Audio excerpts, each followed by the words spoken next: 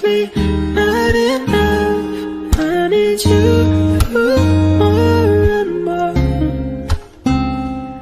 안녕하세요. 반갑습니다. 책 읽어주는 반딧불입니다. 오늘 소개해드릴 책은 한문화 출판사에서 나온 힐링 소사이어티를 위한 12가지 통찰입니다. 총 12장 중 제 8장입니다. 이 글을 쓰신 분은 뇌교육을 만드시고 K-스피릿을 선도하고 계신 일지 이승원 총장님이십니다.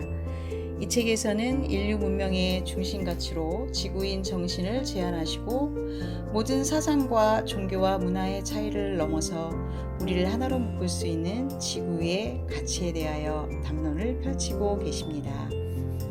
자, 오늘 제목을 볼까요? 힐링할 것인가, 킬링할 것인가. 와우, 제목이 무척 도발적입니다. 제목을 읽는 순간 내가 확 깨어나는 느낌을 받았습니다. 내 의식의 몇 개의 층이 훌러덩 벗겨져 날아가 버린 것 같은데요. 어느 날 저는 무심히 어항 속의 물고기를 바라보고 있었습니다. 머리부터 꼬리까지 반듯한 모습으로 매번 같은 방향으로 좁은 어항 속을 천천히 헤엄치고 있는 물고기였죠.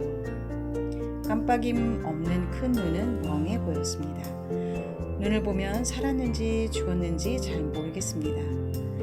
많은 시간을 그렇게 지내온 것 같았습니다. 그런데 어느 날이었죠. 저는 물고기를 바라보다가 깜짝 놀랐습니다. 물고기 눈이 저를 바라보고 있는 겁니다. 놀란 눈으로요. 어항 밖에서 바라보고 있는 저의 존재를 알아차린 것 같았습니다. 눈과 눈이 만났죠. 저도 역시 깜짝 놀라서 잠에서 깨어나 버리고 말았습니다. 혹시 그 잉어가 급 진화하여 지금 인간이 되어 있는 것은 아닐까요? 살아오면서 저는 크게 일탈 없이 무난하게 살아온 것 같습니다. 아주 단순하게 살아온 것 같은데, 그런데 가끔씩 저는 내가 누구인지 모르겠고 내가 왜 여기 이러고 있으며 무엇을 원하는지 잘 모르겠습니다. 방황하고 있는 나를 만나게 되는 거죠. 열심히 나름 잘 살아온 것 같은데 뭔가 허전하고 외롭고 우울하기도 하고 또 서운하고 허무하고, 그러다가 나이를 먹어가 중년이 되면 이 질문은 더 커지는 것 같습니다. 지금까지 굳게 믿고 잘 써왔던 가치관이나 삶의 태도들이 더 이상 위로가 되지 못하고 있습니다. 삶은 주어진 것인가, 내가 만들어 온 것인가? 여러분, 이런 의문들이 가끔 생기시나요? 도대체 뭐란 말이냐? 내 안에 뭐가 이리 복잡하단 말이냐? 제 안에는 사회를 통해 내면화시킨 고정관념들과 가치관들이 있습니다. 이래야 한다, 저래야 한다, 이게 좋다, 저게 좋다, 이건 안 된다, 저건 해야 한다 등, 이런 영역들은 질문을 하면 도전이 되죠. 엄청 두꺼운 의식의 층입니다. 또 있겠죠. 제가 스스로 만든 프레임들, 적응하기 위해 써야 했던 변명, 회피, 아는 척, 모르는 척, 행복한 척, 불행한 척, 그리고 깊게는 트라우마의 심연도 있습니다. 이 의식의 층들은 교묘하게 위장되어 있거나 왜곡되어 있어서 알아차리기가 무척 어렵습니다. 이미 이 모든 것이 나라고 인식해버린 거죠. 몸의 효율성은 떨어지고 에너지가 갇히고 삶의 생명력이 약화되고 삶은 마치 안개 속 같은 모호함 속으로 빠져들어갑니다. 이럴 때 여러분은 어떻게 하시나요? 저는 지혜와 통찰의 글들을 찾는 것 같습니다. 특히 통찰의 칼날을 좋아합니다. 삶이 꿰뚫어지고 허상이와 아상이가 날아가 버리기 때문이죠. 가볍고 명쾌해집니다. 힐링할 것인가, 킬링할 것인가. 여러분도 복잡한 일이 있거나 혹은 무엇인가를 선택할 때 이 질문의 칼날을 던져보세요. 지금 당신의 선택은 살리는 생각입니까? 생명력을 죽이는 생각입니까? 당신의 지금 감정은 당신을 살리고 있습니까? 죽이고 있습니까?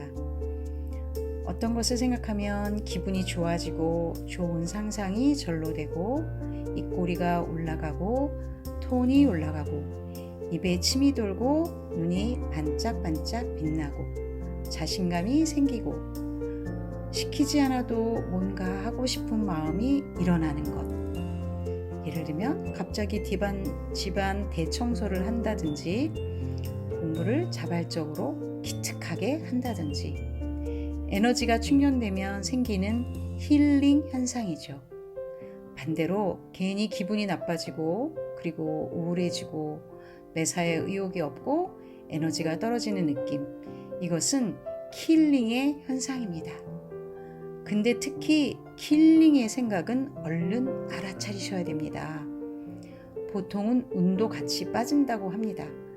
그리고 여기에 감정까지 붙어버리면 강도가 엄청 세져서 관계가 악화되고 일이 틀어져 버릴 수도 있기 때문이지요. 아, 내가 지금 방금 무슨 생각을 했지? 무슨 소리를 들었지? 아, 내가 지금 하는 생각은 나를 킬링하고 있었구나 하고 얼른 알아차리시고 그 정보를 삭제하고 힐링의 정보로 바꾸어 주는 겁니다. 게임처럼요. 알아차리는 시간이 빠를수록 도력이 높으신 분이십니다. 네, 잘 되시나요? 자, 이번에는 다른 사람에게도 할 수 있습니다. 듣기 원하는 가장 기분 좋은 말을 상대에게 듬뿍 해주세요. 칭찬, 폭탄, 투하. 가벼워 보일까봐 걱정하지 마시고요. 거짓말일까봐도 걱정하지 마세요. 누구나 단 1%라도 그런 면이 있으니까요. 또 말한 대로 되는 마법도 있지 않습니까? 한 사람 살만 나게 해주는 거죠. 화를 내는 것은 반대로 치명적이겠죠. 킬링은 피를 산성으로 변하게 하여 노화를 촉진한다고 합니다. 여러분, 꼰대의 생각, 이런 것은 자존감을 지키지 못합니다. 버리세요.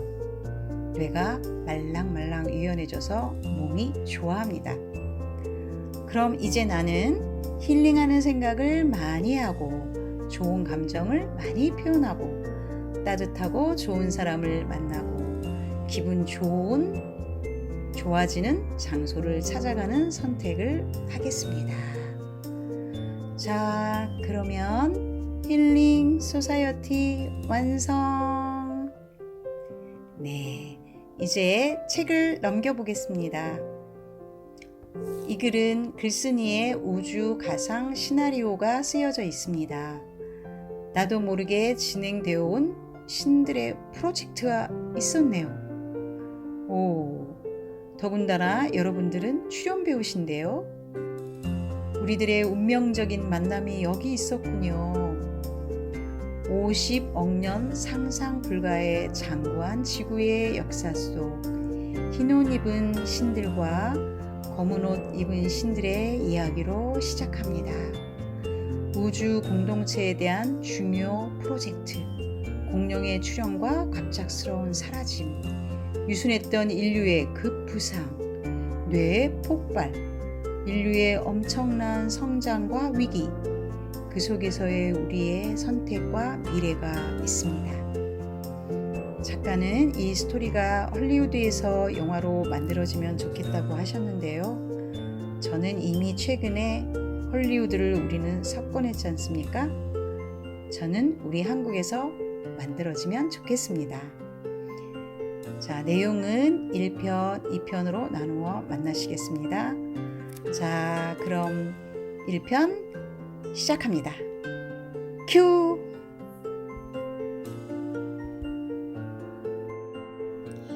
힐링 할 것인가? 킬링 할 것인가? 처음 아메리카 대륙에 정착할 때 유럽인들은 조금씩 방법을 달리하면서 그들의 땅을 넓혀갔습니다. 처음엔 땅을 얻었고 그 다음에는 샀고 나중에는 빼앗았으며 땅을 살 때는 터무니없이 싼 값에 샀습니다. 땅을 사고 팔 때 유럽 이주민들과 아메리카 원주민들은 서로를 바보라고 생각했습니다. 땅을 이렇게 싼 값에 팔다니 정말 바보들이군. 그냥 가서 살면 될 텐데 돈을 주고 땅을 사다니 참 이상한 사람들이군. 싸움은 정작 그 다음에 일어났습니다.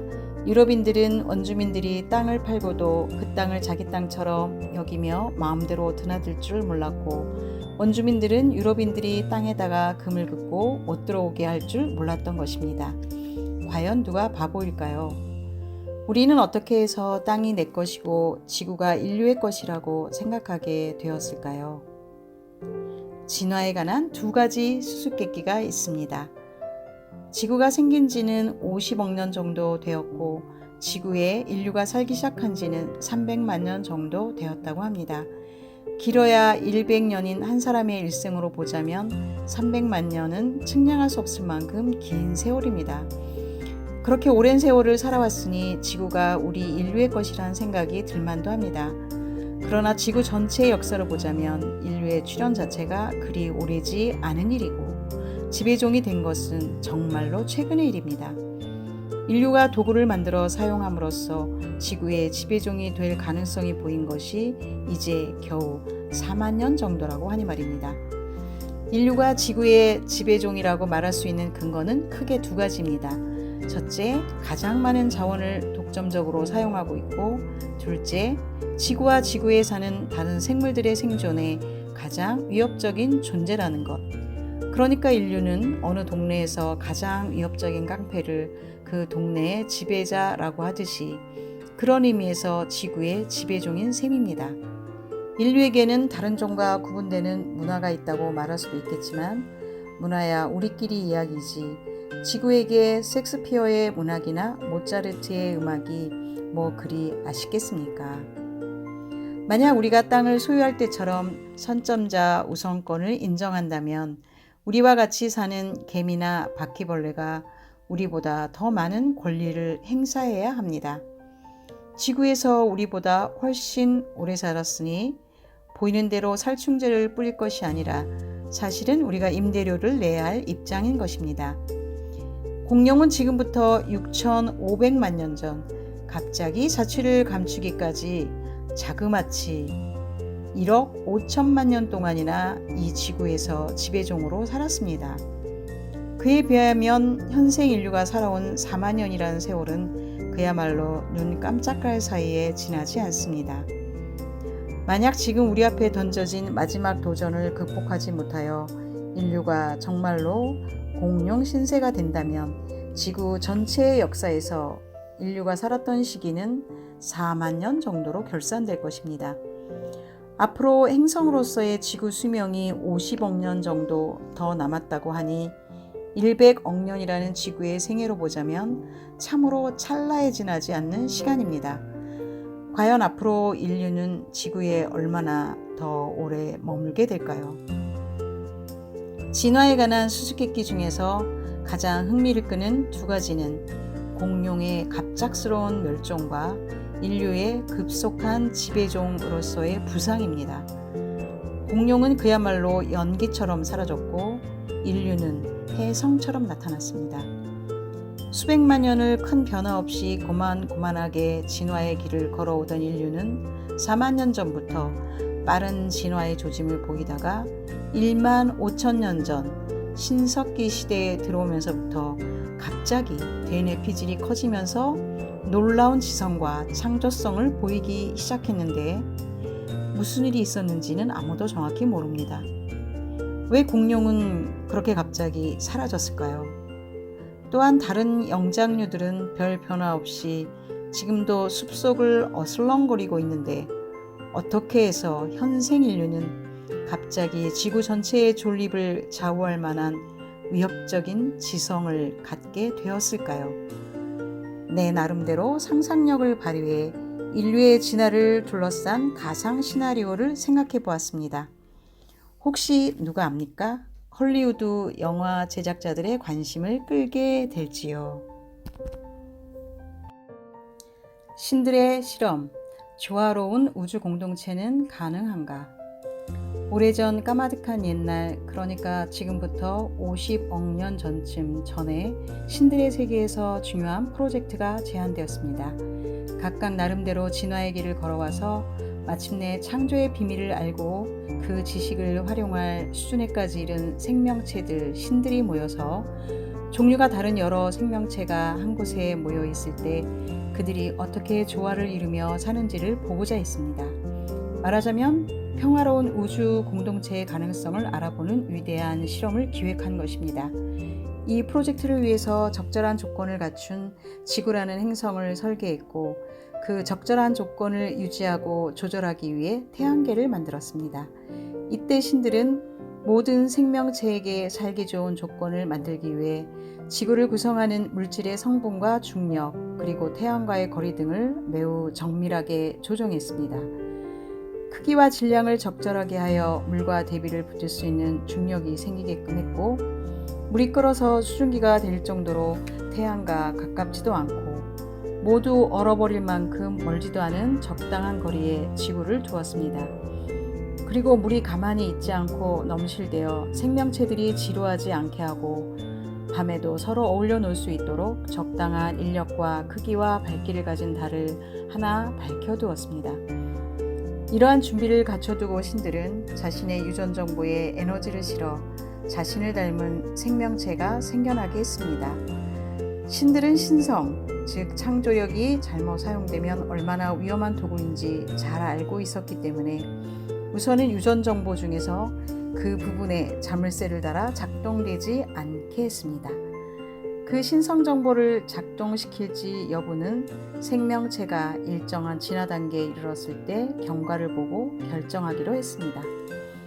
그리고서 신들은 이 생명체가 어떻게 여러 종으로 분화하고 각각의 종이 어떻게 나름대로 진화의 길을 가는지, 그리고 서로 어떻게 어울려 사는지를 관심 있게 지켜보았습니다.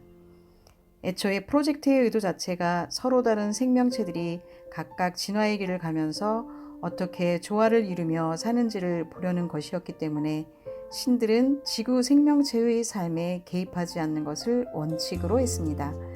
신들이 개입하는 예외적인 경우는 단 하나, 프로젝트 자체가 위협받을 만한 사태가 발생했을 때로 엄격히 제한되었습니다. 신성 정보를 둘러싼 신들의 논쟁. 처음에 프로젝트는 별탈 없이 잘 진행되었습니다.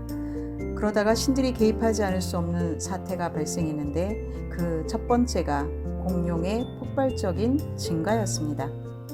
먹이사슬의 맨 위에 있으면서 난폭한 데다가 땅에는 물론 물속과 하늘까지 마음대로 휘젓고 다니며 닥치는 대로 다른 종을 해치는 공룡은 그 수가 임계점을 넘어서자 다른 종의 존립 자체를 위협하는 수준이 되었습니다.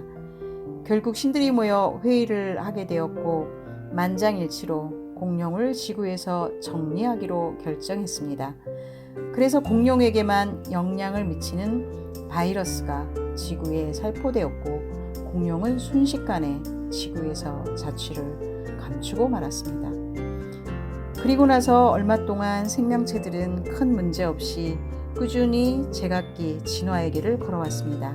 어떤 종은 번성하고 어떤 종은 멸종되기도 했지만 한 종이 다른 종 전체에 위협이 될 만한 사태는 일어나지 않았기 때문에 신들도 직접 개입하지 않고 단지 지켜보기만 했습니다. 생명체들이 모두 일정한 수준의 진화에 이르렀을 때 프로젝트는 두 번째 단계를 맞이하게 되었습니다. 이제 신성 정보를 작동시킬지 여부를 결정해야 될 시기에 이른 것입니다. 후보로는 영장류 중 가장 적절한 조건을 갖춘 인류가 선택되었습니다. 직립보행 등 신성을 발현하기 쉬운 조건을 갖추고 있기도 했지만 연약하고 겁이 많으며 온순하다는 점도 중요한 이유였습니다. 신성 정보가 작동되고 지성이 생겨도 다른 종에게 위협이 되지 않을 것이라고 생각했기 때문입니다. 후보로는 인류를 선택했지만 실행 결정을 앞두고 팽팽한 논쟁이 벌어졌습니다. 한쪽은 피조물이 창조주로 성장하도록 하는 것이 이 프로젝트의 참된 의미이므로 위험을 무릅쓰고라도 신성 정보를 작동시켜야 한다고 주장했습니다. 다른 쪽은 그렇게 하면 필시 힘을 갖게 된 인류가 다른 종을 지배하려 할 것이고 자신의 능력을 제대로 활용할 만한 지성이 부족한 탓에 결국은 프로젝트 자체를 망쳐버릴 것이므로 그렇게 할 수 없다는 주장을 폈습니다. 신들은 원래 정치적 입장에 따라 크게 두 진영으로 나누어져 있었는데 한쪽은 신성 정보를 모든 생명체와 나누어 신의 영역을 확대하려 했고 다른 쪽은 신성 정보를 엄격하게 관리함으로써 그 영역을 줄여나가려고 했습니다. 신의 영역을 모든 생명과 나누고자 하는 신들은 흰 옷을 즐겨 입었고 그 반대 입장에 선 신들은 검은 옷을 즐겨 입었습니다. 인간의 신성 정보를 작동시킬지 말지를 둘러싼 논쟁도 사실은 평소에 이러한 입장 차이를 반영한 것이었습니다. 각자의 신념에 따라 흰옷을 입은 신들은 평소에 신성 정보를 우주 곳곳에 뿌렸고 검은 옷을 입은 신들은 그 정보를 거두어 들이기에 바빴습니다. 이들은 비록 서로 입장과 역할이 달랐지만 그러한 역할 배분이 우주에 적절한 긴장과 균형을 가져다 준다는 것을 알기 때문에 상대방의 입장과 역할을 존중했습니다. 그러나 지구의 경우는 모든 신들이 함께 참여하는 공동의 프로젝트였기 때문에 완전한 합의가 필요했고 그래서 논쟁이 격렬해질 수밖에 없었습니다. 2편에서 뵙겠습니다.